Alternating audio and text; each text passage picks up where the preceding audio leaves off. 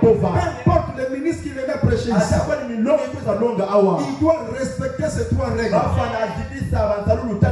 Vous dites Amen. Parce que ceci n'est pas un rassemblement de lari, ni un rassemblement de teke. Amen. Ni un parti politique. Dans les partis politiques, on peut avoir des affinités. Vous dites Amen. Mais ici, là, c'est la parole qui doit régner. A commencer par la tête jusqu'au dernier. Si nous veillons sur la parole, le Saint-Esprit va se mouvoir facilement. Et si vous vivez la parole, vous serez bénis. Parce que ceux qui seront surpris, parce que ceux qui passent sur la route là, et ceux qui viennent chauffer les bancs ici, donc à quoi bon payer ton déplacement? Amen. Tu payes tes offrandes, tu payes tes dîmes, et tu vis mal. Qui est perdant? C'est toi-même qui es perdant. Parce que tu payes tes déplacements, tu payes tes dîmes, tu payes tes offrandes, et tu ne vis pas la parole.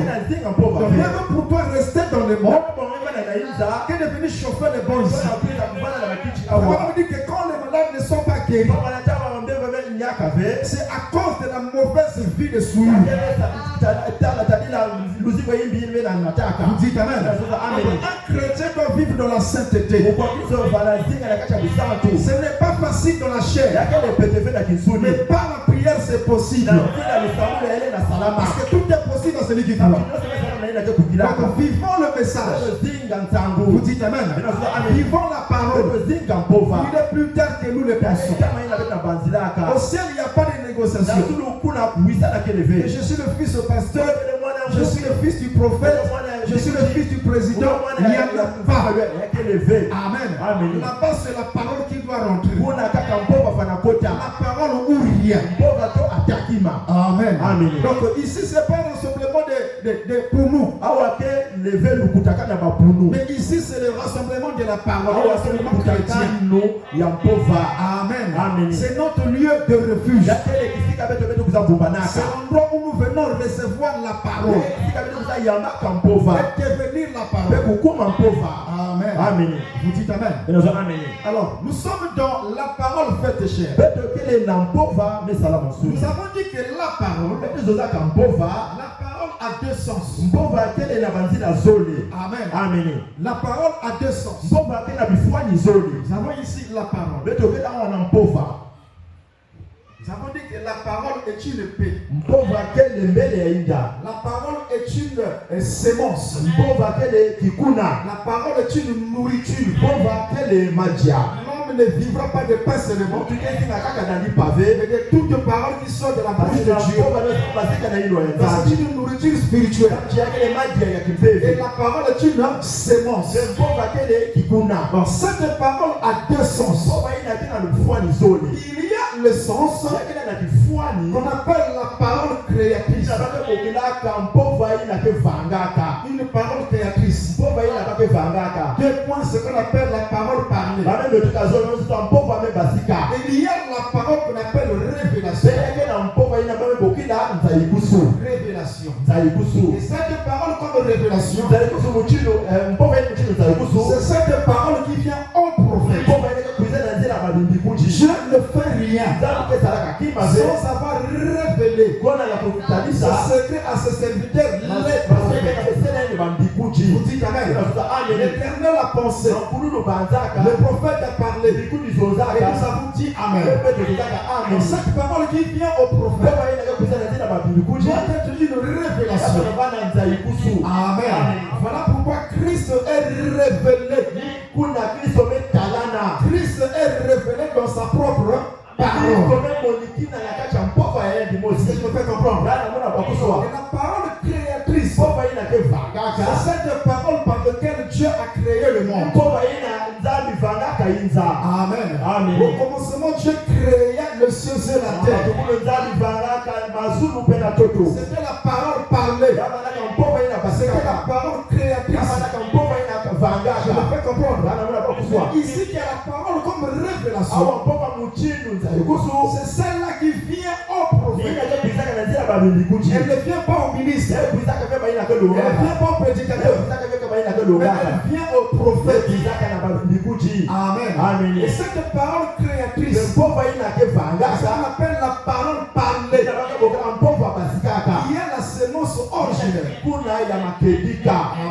Amen. Christ est révélé dans sa propre parole.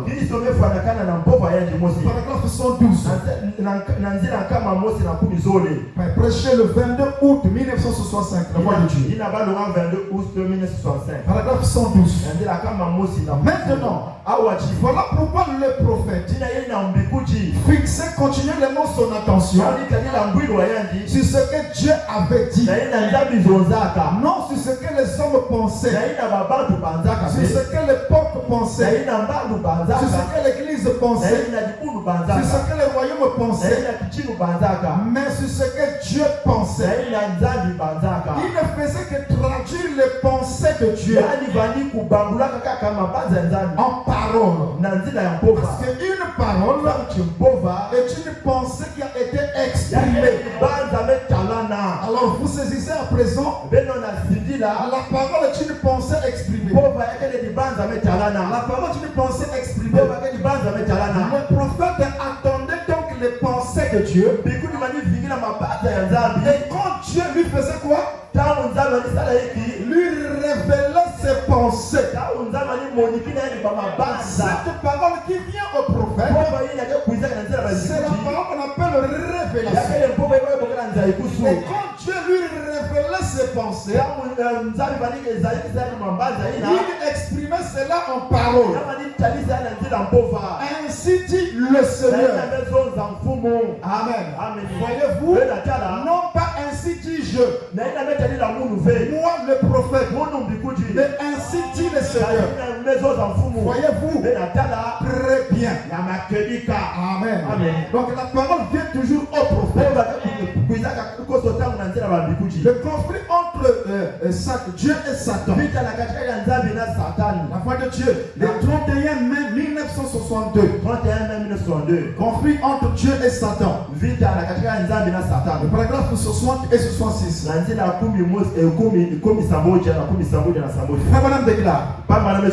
Mais Dieu, dès le commencement, il a donné à ses enfants l'arme atomique. Parce qu'il est le Dieu infini.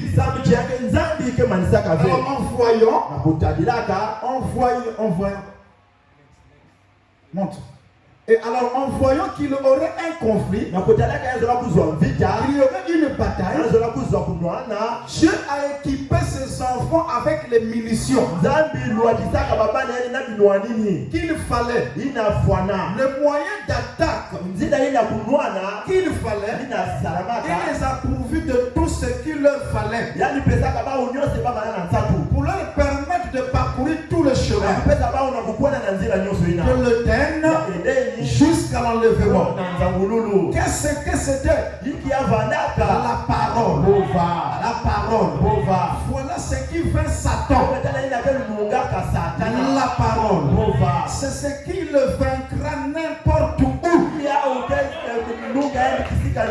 En tout lieu. Tu as des conflits dans la famille, prends seulement la parole. Tu as des conflits dans le foyer, prends seulement la parole. Satan ne peut pas résister devant la parole. Continue, paragraphe 66. Paragraphe 66. Mais Dieu, la même brochure. Mais Dieu ne peut rien donner d'autre que sa parole. Parce que c'est ce que lui, il a choisi d'eux au départ. Il n'y a pas une autre chose que Dieu peut nous donner. Amen. Il n'y a que sa parole. Et quand Dieu prend une décision,